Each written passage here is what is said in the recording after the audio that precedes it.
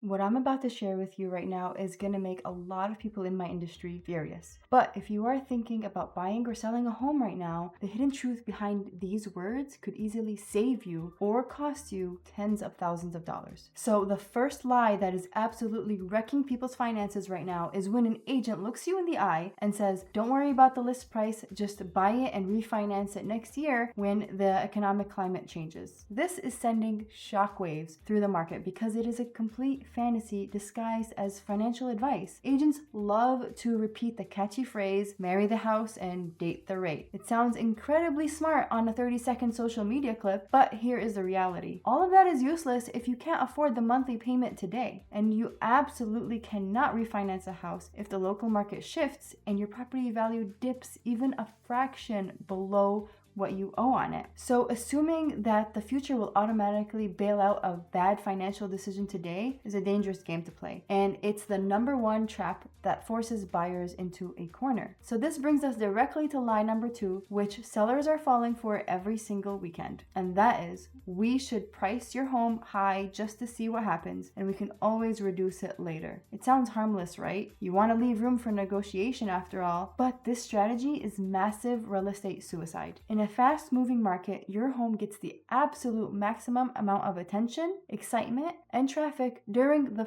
first 14 days it hits the MLS. After that, it doesn't even compare. So when you price it artificially high, you completely kill that initial momentum. And buyers look at the number, recognize that it's overpriced, and skip the showing entirely. So by the time that you realize your mistake and slash the price weeks later, the listing looks stale. And people don't think, oh, it's a deal now. They're thinking, what's wrong with that house that's been sitting on there so long and has been having price reductions? Lie number 3 is a psychological trap designed to force you into a corner out of pure financial panic. And that is, you need to make an offer right now because I have 3 other buyers circling this exact property. This is called phantom bidding. Legally, an agent can't forge a fake written contract, so they exploit a verbal loophole. If they claim they expect multiple offers, it's not the same as I have multiple offers on hand. It could just mean a casual open house visitor muttered nice kitchen when they visited the open house, and that there are no competing contracts. I deal with this reality all of the time, and when I'm negotiating an offer for a client, I make sure I get the cold, hard facts from the listing agent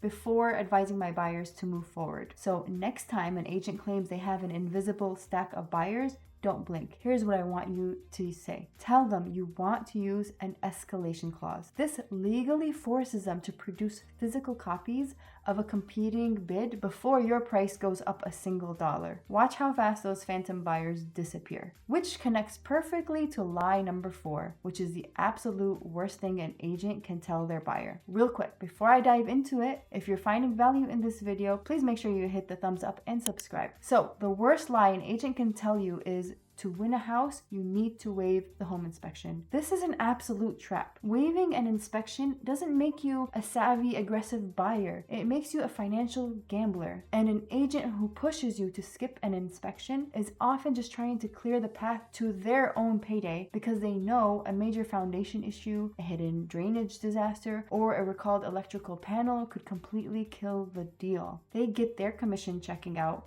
and you get stuck with a $30,000 repair bill the week after you move in. And let me just clear it up. It's okay if your agent gives you the facts. They could just tell you that waiving the inspection may make your offer more competitive in your specific situation where there are multiple competitive offers. But if they're being pushy about it, then that's a red flag. And that leads right into lie number 5. This neighborhood is rapidly appreciating, so you're guaranteed to make money. Listen to me clearly. There is no such thing as guaranteed return in real estate. Real estate is hyper local, and a neighborhood's health can change based on school district lines, zoning laws, or things like local employment shifts. So let's dive straight into lie number 6, which hits sellers right in the wallet. And that is, I have a massive exclusive buyers list of people ready to purchase your house the second that you sign with me. This is a classic listing presentation trick. Agents will imply that they have a secret roller deck of wealthy buyers just waiting for a house exactly like yours. You may have gotten a letter in the mail or a phone call from one of these agents. If you have, let me know in the comments. I'm curious to hear your stories. But the truth is, 99% of active buyers are looking at the exact same public real estate apps and syndication feeds. The moment that a house is priced right and pushed live on the MLS, every qualified buyer in the market sees it instantly. An agent's job isn't to magically produce a secret buyer from their pocket. It's to position, stage, and price the home so beautifully that the open market fights over it. Lie number 7 is a trick played on buyers to make a property seem flawless. And that's when they say, don't worry about that minor cosmetic issue. It's a super cheap and easy fix. When you're walking through an open house, an agent might wave off a water stain on the ceiling, a slight slope in the floor, or a slow drain as minor DIY projects. But in the real world today, there is no such thing as a cheap fix, especially when it comes to real estate. A water stain can mean a completely failed roof structure, for example. A slow drain could mean a crushed sewer main under the driveway that costs $15,000 to excavate. So never take an agent's word on repair costs. They're sales professionals, not licensed structural contractors. Line number 8 is a standard line used to justify a massive purchase, and that is the bank pre-approved you for $500,000, so that means you can easily afford $500,000. This is a massive structural misunderstanding. A pre-approval letter only tells you what a mathematical algorithm says you can technically borrow based on your debt to income ratio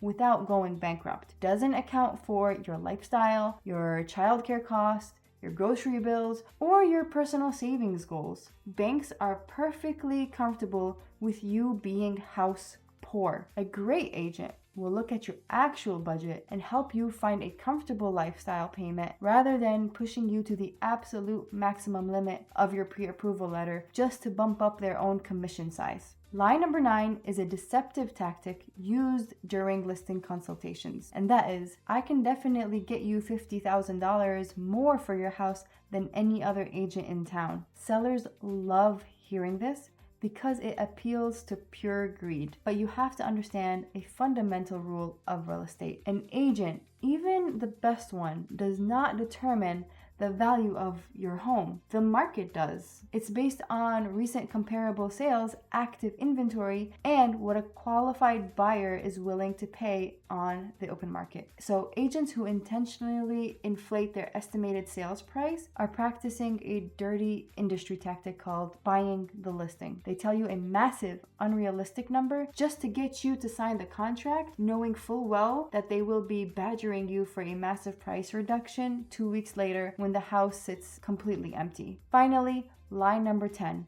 the ultimate myth that keeps people from making smart moves, which is you should always wait until the spring market to buy or sell a house. Traditional advice says everything freezes in the winter and explodes in the spring, but the data shows a completely different story. While spring does bring more listings, it also brings an absolute stampede of brutal buyer competition, leading to intense bidding wars and waived contingencies. In contrast, the off-season months like the late fall or the winter, they often hold the absolute best opportunities. The buyers and sellers moving during the off-season aren't just browsing, they are highly motivated by real-life changes, meaning you can often negotiate cleaner terms, better prices, and avoid the chaotic circus of the spring rush. At the end of the day, real estate is a multi-billion-dollar machine, and while there are incredible high-integrity professionals out there, the pressure to close a deal can cause people to lean on tired, dangerous scripts. By recognizing these 10 lines,